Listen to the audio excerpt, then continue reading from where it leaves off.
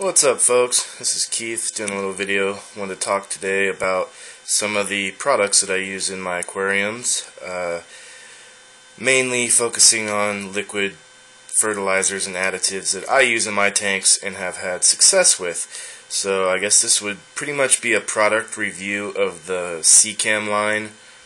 This is kind of the line that I use. It's the first one that I really tried, and basically from talking to my local fish store employees, they're saying, all these liquid fertilizers, they're pretty much the same. They might be a little bit more of this or more of that in different ones, but generally speaking, they're pretty much the same stuff.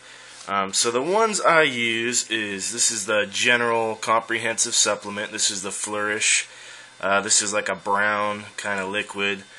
I use the Trace Element, which is, I guess, trace element for planted aquariums.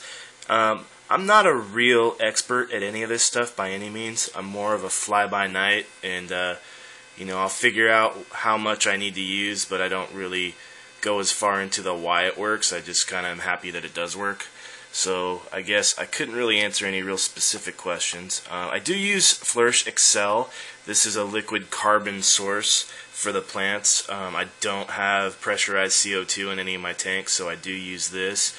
I have Flourish Iron, which from my understanding is for plants with a little more red in them, like the iron. I use Prime to condition all my tap water. And then I use this Fluval Shrimp additive.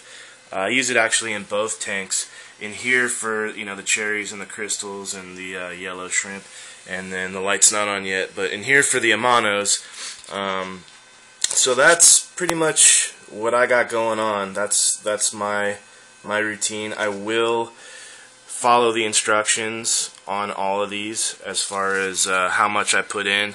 I try to be pretty precise about it. I don't like to overdose my tanks.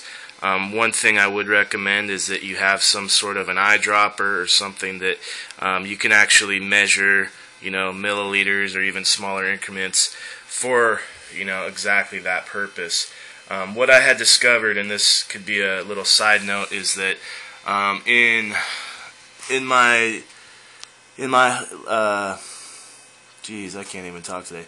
I was really excited to get this stargrass growing, basically, so I upped the liquid fertilizer in this tank, and what ended up happening is I ended up killing a bunch of shrimp. So you have to be careful on using this stuff, especially with invertebrates. Now I followed the manufacturer's direction, but I think just the extra dosing in here throughout the week kind of is what killed the shrimp.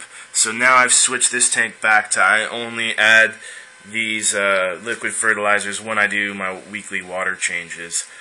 Anything more than that kind of throws the balance off for the shrimp. They can't really take as much a change, so I usually do I take the water down to like about here, so I'm pulling out like 60% of the water usually. I do big water changes because this is only a 5-gallon tank.